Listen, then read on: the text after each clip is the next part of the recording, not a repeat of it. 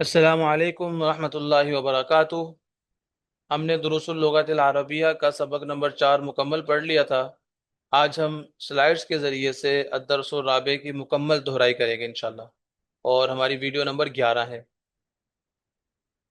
تو آپ کے علم میں ہے کہ ہم نے چوتھے سبق کے اندر حروف جارہ کی تفصیل پڑھی تھی۔ تو سب سے پہلے ہم اس کی تعریف پڑھ لیتے ہیں کہ حروف جارہ وہ حروف ہیں جو اپنے بعد آنے والے لفظ کو جر یعنی زیر دیتے ہیں۔ جر کو زیر کہتے ہیں۔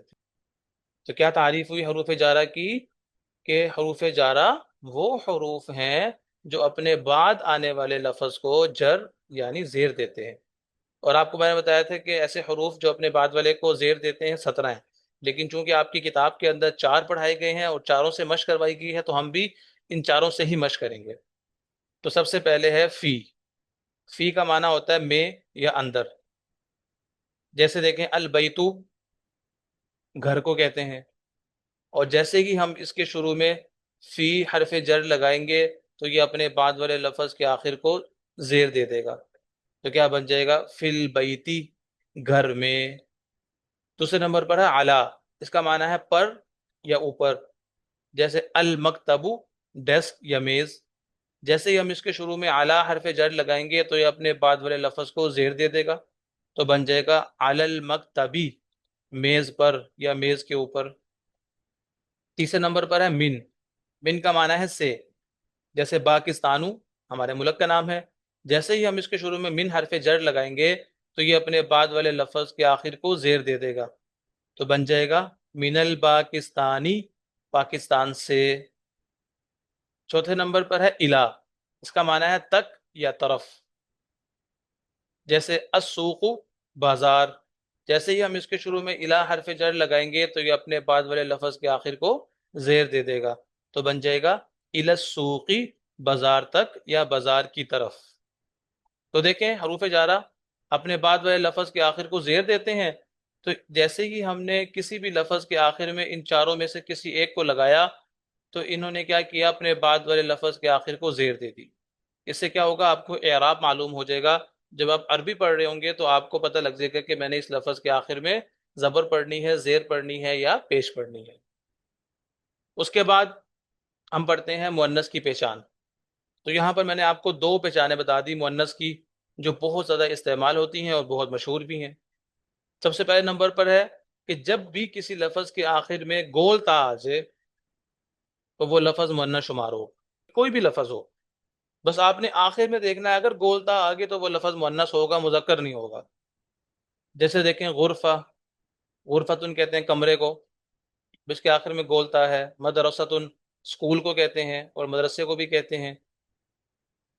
جامعاتن، یونیورسٹی کو کہتے ہیں، اس کے آخر میں گولتا ہے۔ ساعتن، گھڑی کو کہتے ہیں، آخر میں گولتا ہے۔ کراستن، کاپی کو کہتے ہیں، اس کے آخر میں گولتا ہے۔ تو اب یہ سارے الفاظ جو ہیں یہ مؤنث شمار ہوں گے۔ دوسرے نمبر پر ہے عورتوں کے بھی نام مؤنث شمار ہوتے ہیں۔ جتنی بھی عورتوں کے کوئی بھی نام ہو، زینب، فاطمہ، آمنہ، عائشہ، نورین، کوئی بھی نام ہو عورت کا تو وہ مؤنث شمار ہوتا ہے۔ تو یہ 2 ہم نے مشہور مؤنث کی 2 پہچانیں پڑھ لی، کہ کسی بھی لفظ کے آخر میں گولتا ہو یا پھر وہ کسی عورت کا نام ہو تو وہ لفظ مؤنث شمار ہوگا۔ تیسرے نمبر پر ہے اینہ کا استعمال۔ اینہ کے ذریعے سے سوال کیا جاتا ہے، اور سوال کے بارے میں تو ہم نے پہلے بھی اور بھی پڑھ لیا، ما پڑھ لیا، من پڑھ لیا، حل پڑھ لیا۔ اگر آپ کو علم نہیں ہے تو آپ سبق نمبر 8 کو جا کر دیکھ لیں، میں نے پہلے تینوں اسباق کا خلاصہ سلائڈز کے ذریعے سے مکمل سمجھایا ہوا ہے۔ اور یہ اوپر بھی دیکھ لیجئے گا، اوپر یہ آئیکن آ رہا ہے، اس کو دبا دیں تو آپ ویڈیو نمبر 8 میں ڈائریکٹ چلے جائیں گے۔ اچھا جی، تو اینہ کو دیکھتے ہیں۔ سب سے پہلے ہم اینہ کا معنی ہے کہاں۔ اس کے ذریعے سے کسی شخص یا چیز کی جگہ، لوکیشن پوچھی جاتی ہے۔ اینہ کے ذریعے سے یعنی کسی انسان کی ہمیں جگہ کے بارے میں پوچھنا ہو کہ وہ کس جگہ پر ہے، یا کسی چیز کے بارے میں پوچھنا ہو کہ وہ کہاں پر رکھی ہے، تو اگر ہم نے اس بارے میں پوچھنا ہو تو ہم اینہ کے ذریعے سے سوال کریں گے۔ جیسے اینہ زیدن، زید کس جگہ پر ہے۔ آپ کو زید نہیں معلوم تھا، زید کے بارے میں آپ سب ساتھیوں سے معلوم کر رہے تھے کہ بھائی مجھے بتا دو، میں نے اس سے ملنا ہے، وہ کس جگہ پر ہے۔ تو آپ نے پھر سوال کیا اینہ زیدن، زید کس جگہ پر ہے، تو آپ کے ساتھی نے جواب دیا ہوا فی الغرفہ، وہ کمرے کے اندر۔ دیکھیں اس نے آپ کو لوکیشن بتا دی۔ اسی طریقے سے این الکتاب، کتاب کس جگہ پر ہے؟ آپ کو کتاب نہیں مل رہی تھی، تو پھر آپ کے دوست نے بتایا الکتاب علی المکتب، کتاب ڈیسک کے اوپر ہے، کتاب ڈیسک پر پڑی ہے، وہاں سے جا کر لے لو۔ ٹھیک ہے جی، اس نے آپ کو لوکیشن بتا دی کتاب کی کہ وہ ڈیسک پر ہے۔ اسی طریقے سے این المدرس، استاد کس جگہ پر ہے؟ تو آپ کا دوست آپ کو جواب دے دے گا ہوا فی الغرفہ، وہ کمرے میں ہے، ٹھیک ہے، یا ہوا فی الفصل، وہ کلاس میں ہے۔ اس کے بعد ہے این الساعہ، گھڑی کس جگہ پر ہے؟ آپ نے گھڑی کے بارے میں پوچھا، گھڑی کس جگہ پر ہے؟ اب آپ کا دوست جو ہے وہ آپ کو جواب دیتا ہے کہ الساعۃ فی جیبی، کہ گھڑی جو ہے وہ میری جیب میں ہے۔ جیب کو عربی میں جیبن کہتے ہیں، تو وہی لفظ استعمال کر لیں گے الساعۃ فی جیبی، گھڑی جو ہے وہ میری جیب میں ہے۔ یا وہ پھر اگر آپ اس کو جگہ نہیں پتا، لوکیشن نہیں پتا، تو وہ کیا جواب دے گا؟ لا ادری، مجھے نہیں پتا۔ یا پھر وہ یہ بھی کہہ سکتا ہے ما عندی ساعت، میرے پاس گھڑی نہیں ہے، ما عندی نہیں ہے، عندی میرے پاس، الساعت گھڑی، ما عندی ساعت میرے پاس گھڑی نہیں ہے، یہ بھی آپ کو کہہ سکتا ہے۔ اور اگر وہ کہے کہ گھڑی میرے پاس ہے، تو وہ آگے سے کہہ سکتا ہے الساعت عندی، گھڑی میرے پاس ہے۔ تو جواب دینے کے مختلف انداز ہوتے ہیں، تو وہ ہر طرح سے آپ جواب دینے کی مشق کریں۔ میں آپ کو اس لیے پڑھا رہا ہوں تاکہ آپ کے اندر یہ خود سے صلاحیت پیدا ہو کہ ہم کس طرح سے جوابات دے سکتے ہیں۔ ٹھیک ہے جی، آگے ہے ماں اور ماذا کے درمیان فرق۔ ہم نے ماں کے ذریعے سے بھی سوال کرتے ہیں، ماذا کے ذریعے سے بھی سوال کرتے ہیں، دونوں میں فرق کیا ہے؟ کیونکہ ہم یہ پڑھ رہے ہیں لینگویج کورس، اور لینگویج کورس میں یہ چیزیں جب تک آپ کو ان کے بارے میں نالج نہیں ہوگا تو آپ ان کو اپنی زبان کے اندر استعمال نہیں کر سکیں گے۔ جب تک آپ کو ان کے آپس میں فرق نہیں پتا ہوگا تو آپ کے لیے استعمال کرنا مشکل ہو جائے گا۔ لینگویج میں یہ چیز کا جاننا بہت ضروری ہوتا ہے کہ وہ ماں کے ذریعے سے ہم کب سوال کریں گے، آئینہ کے ذریعے سے کب سوال کریں گے، من کے ذریعے سے کب سوال کریں گے، حل کے ذریعے سے یا حمزہ استفہام کے ذریعے سے کب سوال کریں گے۔ لینگویج کے اندر ان چیزوں کے بارے میں آپ کو جتنا پتا ہوگا آپ اتنی اچھی آدمی بول سکیں گے۔ تو ماں اور ماذا کے درمیان فرق کیا ہے؟ ماں کے بارے میں آپ نے پڑھ لیا تھا کہ اس لفظ کے ذریعے سے غیر عاقل، یعنی بے جان اور جانور، یعنی جن میں عقل نہیں ہوتی، بے جان چیزیں جن میں عقل نہیں ہوتی اور جانوروں میں بھی عقل نہیں ہوتی، تو اس لیے ہم نے کہا کہ اس لفظ سے غیر عاقل کے بارے میں سوال کیا جاتا ہے۔ جیسے آپ نے قمیص کے بارے میں پوچھنا ہو، قمیص میں عقل نہیں ہے تو اس کے بارے میں پوچھنا ہو، آپ کہیں گے ما ہادا، یہ کیا ہے؟ تو آپ کو جواب دیا جائے گا ہادا قمیص، یہ قمیص ہے۔ اس طریقے سے ما ہادا، یہ کیا ہے؟ ہادا جمل، یہ اونٹ ہے۔ دیکھیں آپ نے جانور کے بارے میں بھی سوال کیا تو ماں کے ذریعے سے، اور کسی چیز کے بارے میں بھی سوال کیا تو ماں کے ذریعے سے۔ جبکہ ماذا جو ہوتا ہے، ماذا میں عاقل اور غیر عاقل کی طرف زیادہ دھیان نہیں دیا جاتا، اس میں بس کام کے بارے میں جانا جاتا ہے۔ ٹھیک ہے، زیادہ تر کام کے بارے میں جاننے کے لیے اس ماذا کے ذریعے سے سوال کیا جاتا ہے۔ جیسے ماذا تفعل، تم کیا کام کر رہے ہو؟ ٹھیک ہے، ماذا تفعل، تم کیا کر رہے ہو؟ تو ماذا تفعل فی البیت، تم گھر میں کیا کر رہے ہو؟ یا پھر ماذا تاکل، تم کیا کھا رہے ہو؟ ٹھیک ہے، تو یہ دیکھیں اس میں جو ہے وہ انسان کچھ کام کر رہا ہے۔ اب وہ کام مارنے والا بھی ہو سکتا ہے، وہ کام کھانے والا بھی ہوتا ہے، وہ کام لکھنے والا بھی ہوتا ہے۔ یعنی اگر آپ کسی کو مار رہے ہو تو ایک کام کر رہے ہو نا، مارنا۔ اگر آپ لکھ رہے ہو تو ایک کام کر رہے ہو، لکھنا۔ ضرورت نہیں ہوتا کہ مزدوری کرنا ہی بس کام ہے۔ اگر آپ کوئی بھی کام کر رہے ہو، آپ پی رہے ہو، یا آپ کا پینا جو ہے یہ ایک کام کر رہے ہو آپ ایک، ٹھیک ہے، آپ لکھ رہے ہو تو یہ آپ لکھنا ایک کام کر رہے ہو۔ تو یہ کام کے بارے میں سوال کرنے کے لیے ماذا کا استعمال کرتے ہیں۔ جیسے ماذا تفعل، تم کیا کر رہے ہو؟ ماذا تاکل، تم کیا کھا رہے ہو؟ ماذا تاکل فی الفطور، تم ناشتے میں کیا کھا رہے ہو؟ ماذا تاکل فی الغداء، تم دوپہر کے کھانے میں کیا کھا رہے ہو؟ ماذا تاکل فی العشاء، عشاء کہتے ہیں رات کے کھانے کو، تم رات کے کھانے میں کیا کھا رہے ہو؟ ٹھیک ہے جی۔ تو ماذا تکتبو، تم کیا لکھ رہے ہو؟ تو ماذا تکتب علی الدفتر، تم رجسٹر پر کیا لکھ رہے ہو؟ تو دفتر جو ہے رجسٹر کو بھی کہتے ہیں، آفس کو بھی کہتے ہیں۔ ٹھیک ہے، جیسے ہم کہتے ہیں نا حاضری رجسٹر، تو کہتے ہیں دفتر الحضور، حاضری رجسٹر۔ تو دفتر جو ہے یہ رجسٹر کے لیے بھی استعمال ہوتا ہے اور ساتھ ہی آفس کے لیے بھی استعمال ہوتا ہے۔ ماذا تکتب علی الدفتر، تم رجسٹر پر کیا لکھ رہے ہو؟ تو یہ آپ نے اس کا فرق جان لیا کہ ماں کے ذریعے سے غیر عاقل کے بارے میں سوال کیا جاتا ہے، جبکہ ماذا کے ذریعے سے کام کے بارے میں سوال کیا جاتا ہے، کام کے بارے میں پوچھا جاتا ہے۔ اس کے بعد ہم نے نا اپنے سبق کے اندر 4 افعال پڑھے تھے جو بہت زیادہ استعمال ہو رہے تھے۔ جیسے آپ نے پڑھا اقرا، پڑھو، وکتب اور لکھو۔ اس طریقے سے آپ نے 2 نئے افعال پڑھے تھے سبق نمبر 4 کے اندر، خارجہ وہ نکلا، ذہابہ وہ گیا۔ تو یہ بھی میں نے کہا آپ کو بتا دوں کہ اس میں زیادہ تر ہم جو ہے وہ 3 صیغے استعمال کرتے ہیں تکلم کے اندر نا، تو میں نے کہا آپ کو بتا دوں، جیسے قرأ اس کا معنی ہوتا ہے اس نے پڑھا، قرأ اس نے پڑھا، اور اسی سے ایک لفظ آتا ہے قرأتو، ٹھیک ہے، تا کے اوپر پیش آتی ہے قرأتو، میں نے پڑھا، ٹھیک ہے، اسی طریقے سے اسی سے ایک لفظ استعمال ہوتا ہے اقرا، آپ پڑھو یا تو پڑھ، تو ہم یہ استعمال کرتے ہیں نا کہ میں نے پڑھا یا اس نے پڑھا یا پھر آپ پڑھو، زیادہ تر ہم یہ تین الفاظ استعمال کرتے ہیں، تو میں نے اس لیے یہ تین الفاظ لکھ دیے۔ اس طرح کاتبہ اس نے لکھا، ٹھیک ہے، کاتبہ زید زید نے لکھا، قرأ زید زید نے پڑھا، ٹھیک ہے، تو اسی سے ایک لفظ استعمال ہوتا ہے کتبتو، جیسے قرأتو تھا اسی طرح کتبتو میں نے لکھا، ٹھیک ہے، اور اکتب آپ لکھو یا تو لکھ، دونوں دونوں ترجمے، ادب ادب والا ترجمہ ہے آپ لکھو، اور ویسے ہم اس کا اصلی معنی ہے تو لکھ۔ تیسرے نمبر پر جو فعل ہے وہ ہے خارجہ، وہ نکلا، خارجہ وہ نکلا، اب وہ کہیں سے بھی نکل سکتا ہے، میں نے آپ کو بتایا تھا اس کا معنی ہوتا ہے نکلنا، کسی جگہ سے نکلنا، اب ہم کہہ سکتے ہیں خارج من الفصل، وہ کلاس سے نکلا، خارج من الغرفہ وہ کمرے سے نکلا، خارج من البیت وہ گھر سے نکلا، کوئی بھی بنا سکتے ہیں۔ اور اسی سے دوسرا فعل استعمال ہوتا ہے خرجتو، دیکھیں قرأتو کتبتو خرجتو، میں نکلا، ٹھیک ہے، اب میں نکلا اپنے بارے میں بتانا ہو تو ہم کہہ سکتے ہیں خرجت من البیت میں گھر سے نکلا، خرجت من الفصل میں کلاس سے نکلا، اور اسی سے استعمال ہوتا ہے اخرج، نکل جاؤ، ٹھیک ہے، آپ نکلو یا تو نکل، تو ہم جب کسی کو کہنا ہو کہ بھائی تو نکل یہاں سے، تو ہم کہتے ہیں اخرج من الفصل، کہ کلاس سے نکل جاؤ، اخرج من الغرفہ کمرے سے نکل جاؤ۔ اس کے بعد ہے ذہبہ، ذہبہ کا معنی ہوتا ہے وہ گیا، جیسے ہم کہہ سکتے ہیں ذہب علی الی المدرسۃ، کہ علی جو ہے وہ اسکول میں گیا، اور اسی طریقے سے ذہبت میں گیا، اپنے بارے میں بھی میں کہہ سکتا ہوں ذہبت الی الفصل میں کلاس میں گیا، ذہبت الی المرحاض میں واش روم گیا۔ آگے ہے اسی سے ہے اذهب آپ جاؤ یا تو جا، تو اگر ہم نے کسی کو کہنا ہو کہ آپ جاؤ تو ہم کہہ سکتے ہیں اذهب آپ چلے جاؤ، یہ بھی کہہ سکتے ہیں اذهب الی الفصل کلاس میں جاؤ، استاد جیسے ہم ٹیچر جو ہے وہ اسٹوڈنٹ کو کہتا ہے اذهب الی الفصل کلاس کی طرف جاؤ، یعنی یہاں پر کیا کر رہے ہو، یا پھر وہ کہتا ہے اذهب الی البیت گھر کی طرف جاؤ، یعنی یہاں پر کیوں کیا کر رہے ہو، گھر جاؤ چھٹی ہو گئی آپ کو، تو یہ جو لفظ ہے یہ ہم بہت زیادہ استعمال کرتے ہیں۔ قرأ غائب کے بارے میں استعمال ہوتا ہے، یعنی جو ہمارے سامنے نہ ہو بندہ، یعنی کہ ہم کہتے ہیں اس نے پڑھا علی نے پڑھا، یعنی یہ بندہ ہمارے سامنے نہیں ہوتا، ہم اس کے بارے میں بتا رہے ہوتے ہیں ایک بات۔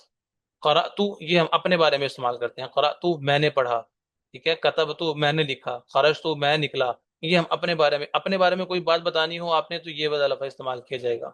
اور اگر آپ نے کسی کو حکم دینا ہو، کسی کو کہنا ہو کہ بھئی یہ کام کرو، آپ پڑھو لکھو نکلو یا جاؤ، تو اگر آپ نے کسی کو حکم دینا ہو تو پھر آپ یہ وجہ الفاظ استعمال کرتے ہیں، ٹھیک ہے، تو یہ اس کی بھی آپ نے مشق کرنی ہے، یہ بہت زیادہ استعمال ہوتے ہیں، اور ہماری کتاب میں بھی یہ کئی دفعہ استعمال ہوئے ہیں اور آگے بھی بہت استعمال ہوں گے۔ آگے اس کے بعد ہے ملاحظہ، ملاحظہ کہتے ہیں نوٹ کو، یعنی کہ ایک چیز نوٹ کر لو، ایک بات نوٹ کر لو، وہ یہ ہے کہ خارجہ کے ساتھ اکثر جو ہے وہ من استعمال ہوتا ہے، ٹھیک ہے، جیسے ہم نے کہا نا خارج من الفصل کہ وہ کلاس سے نکلا، یا خرجت من البیت میں گھر سے نکلا، یا اخرج من الغرفہ یا کمرے سے نکل جاؤ، تو سب میں دیکھیں ہم من استعمال کر رہے ہیں۔ دوسرا نوٹ کیا ہے، ذہابہ کے ساتھ اکثر الا استعمال ہوتا ہے، ٹھیک ہے بھائی، ذہاب الی الفصل وہ کلاس میں گیا، اس ترجمے میں دیکھیں ہم میں لگاتے ہیں، اس لیے میں نے آپ کو کہا تھا کہ آپ نے یاد رکھنا ہے کہ الا لگانا ہے آپ نے، ترجمہ اگرچہ آپ میں والا کریں، کیونکہ اردو زبان میں ہم ترجمہ میں والا کر لیتے ہیں، لیکن لفظ جو عربی میں اس کے ساتھ لگے گا وہ الہ ہی ہوگا۔ ذهب الى الفصل وہ کلاس میں گیا، ٹھیک ہے، ذهبت الى البیت میں گھر میں گیا یا میں گھر کی طرف گیا، اذهب الى السوق بازار کی طرف جاؤ یا بازار میں جاؤ، تو دیکھیں ہم یہاں پر سب میں جو ہے وہ الہ استعمال کر رہے ہیں، تو یہ دو جو ہے وہ نوٹ لکھے ہیں کہ خارج کے ساتھ اکثر مین استعمال ہوتا ہے، ذهب کے ساتھ اکثر الہ استعمال ہوتا ہے، تو آپ براہ کرم جو ہے وہ ان کی مشق لازمی کریں۔ اس کے بعد ہے وہ کلمات جن پر تنوین اور زیر نہیں آ سکتی، آپ کو یاد ہوگا کہ ہم نے چند ایسے الفاظ بھی پڑھے تھے کہ جن میں تنوین اور زیر نہیں آتی، تو وہ میں نے مشہور یہاں پر اس کے آسان والے جو ہے وہ قاعدے لکھ دیے ہیں، اس سے آپ کو بہت آسانی سے آپ پہچان لیں گے۔ سب سے پہلے ہے رنگوں کے نام، ٹھیک ہے، کوئی بھی رنگ آ جائے رنگوں کا نام ہو، ٹھیک ہے، جیسے اسود ہے کالا رنگ، ابیض سفید رنگ کو کہتے ہیں، ازرق نیلے رنگ کو کہتے ہیں، احمر لال یعنی سرخ رنگ کو کہتے ہیں، اصفر پیلے رنگ کو کہتے ہیں۔ جب بھی حروف جارہ ان کے پہلے آ جائیں تو آپ زیر کبھی نہیں پڑھیں گے، اس زیر کی جگہ پر زبر لگا دیں گے، ٹھیک ہے جی؟ اس کی زیر جو ہے وہ زبر سے بدل جائے گی۔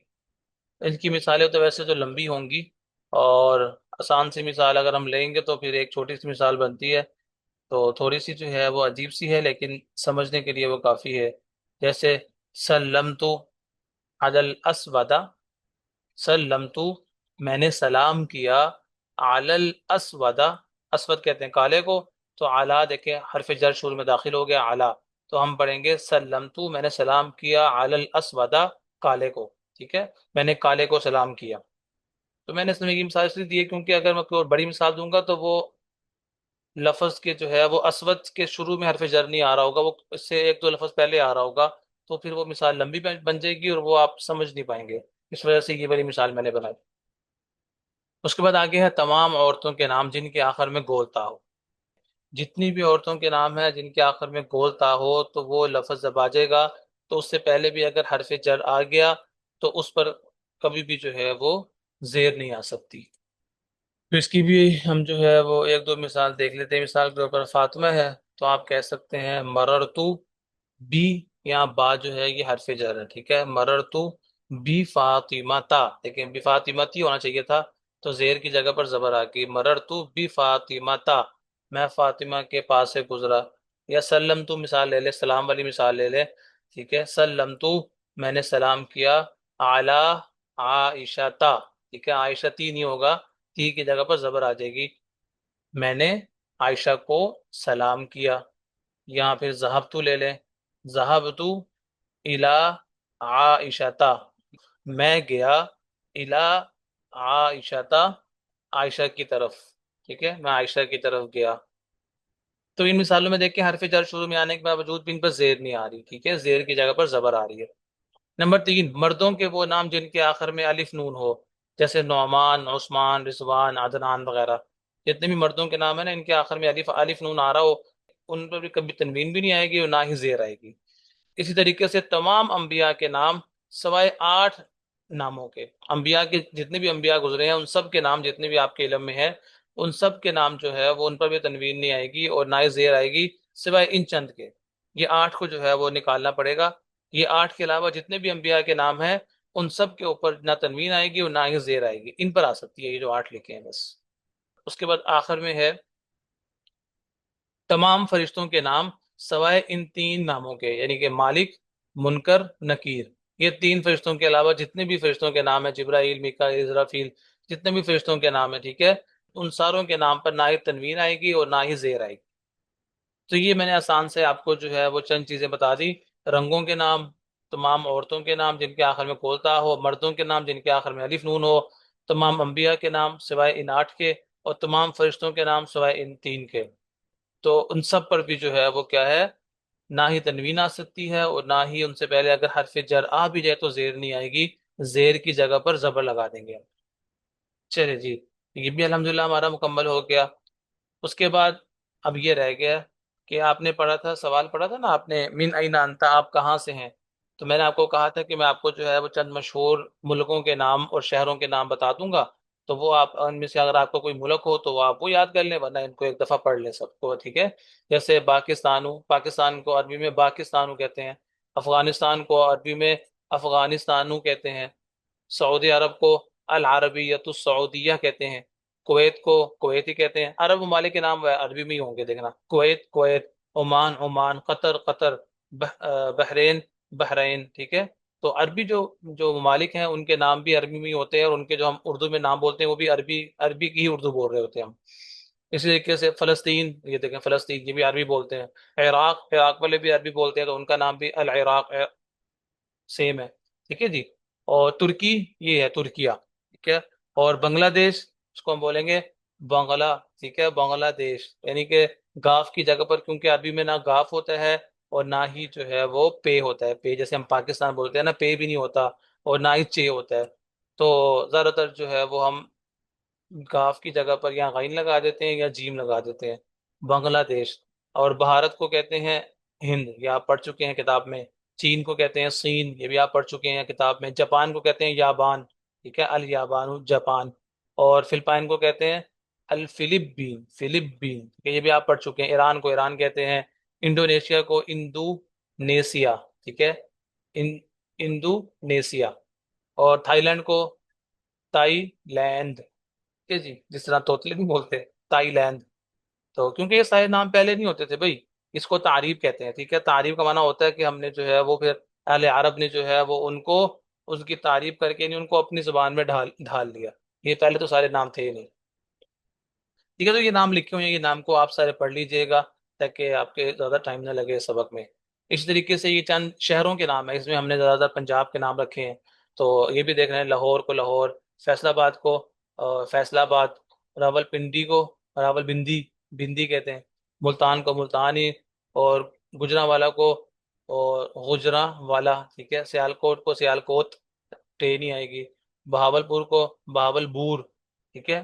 سرگودا کو سرجودا، دیکھیں یہاں گاف کی جگہ پر جیم آ گیا۔ کراچی کی جگہ پر کراتشی، قصور قصور۔ تو یہ سارے نام بھی لکھے ہوئے ہیں، ان کو بھی آپ سب جو ہے وہ ایک دفعہ پڑھ لیجئے گا، ٹھیک ہے، تاکہ آپ کو مشہور شہروں کے نام بھی عربی میں یاد ہو جائیں، اور اسی طریقے سے جو ممالک کے نام، چند مشہور ممالک کے نام جو یہاں پر لکھے ہیں، ان کو بھی ایک دفعہ پڑھ لیجئے گا تاکہ وہ بھی آپ کو یاد ہو جائے۔ تو الحمدللہ ہم نے کتاب کے الدرس الرابع کی مکمل دہرائی کر لی سلائڈس کے ذریعے سے، اور وہاں پر چونکہ کچھ چیزیں لکھی نہیں تھی تو یہاں پر آپ کو لکھ کر پریکٹیکلی طور پر جو ہے وہ آپ کو سمجھا دیا۔ یوں سمجھے کہ آپ کو، آپ کے لیے ایک وائٹ بورڈ کی سہولت ہے یہ سلائڈس، تو آپ کو سمجھا دیا تاکہ آپ کو سبق اور اچھے سے یاد ہو جائے۔ تو بس میری آخر میں پھر دوبارہ گزارش یہی ہے کہ آپ احباب جو ہے وہ اس کی مشق ضرور کیجیے گا۔ اور آپ کے علم میں ہے کہ میں یہ سبق جو ہے وہ اس ٹائم جو بیٹھ کے بنا رہا ہوں، 12:34 ہو چکے ہیں رات کے، تو میں آپ کا یہ سبق جو ہے وہ ریکارڈ کر رہا ہوں۔ تو اگر آپ کو یہ سبق اچھا لگے تو آپ سے گزارش ہے کہ آپ چینل کو سبسکرائب لازمی کیجیے گا۔ اور اس کے علاوہ بھی جو ہے وہ بچوں کو بھی میں نے اس میں کورس ڈالا ہوا ہے، خود بھی عربی بولیں، بچوں سے بھی عربی بلوائیں۔ اسی طریقے سے ابھی انشاءاللہ میں قرآنی عربی کا جو ہے وہ کورس بھی ڈیزائن کرنے والا ہوں، وہ بھی انشاءاللہ ڈالنا ہے۔ اسی طریقے سے مختلف جو ہماری خاص طور پہ جن کو ہم بہت زیادہ عربی میں استعمال کرتے ہیں، جیسے ہم ٹائم پوچھنے کے لیے کہ کمی ساعت الان، ابھی کیا کیا ٹائم ہوا ہے، یا ما ہوا وقت الان، ابھی کیا وقت ہوا، تو ہم کہتے ہیں الساعۃ الان الواحدۃ تماما، ابھی 1 بج گیا، الساعۃ الان الثانیۃ تماما، 2 بج گئے ہیں۔ یا پھر 1:30 بج گیا تو ہم کہتے ہیں الساعۃ الان الواحدۃ والنصف، ٹھیک ہے، تو 1:30 بج گیا۔ تو یہ جو عربی ہے، یہ جو ہم استعمال کرتے ہیں، تو یہ انشاءاللہ میں اس کی بھی جو ہے وہ جلد سے جلد ویڈیو بنا رہا ہوں۔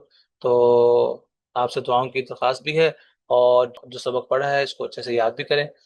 ہاں، چوتھے سبق کا خلاصہ تو آپ نے پڑھ لیا، اور پہلے 3 کا جو خلاصہ ہے وہ ویڈیو نمبر 8 میں ہے، اگر وہ نہیں سنی تو وہ بھی سن لیں، وہ آپ کے دیکھیں اسکرین پہ بھی آ رہی ہے۔ جزاک اللہ۔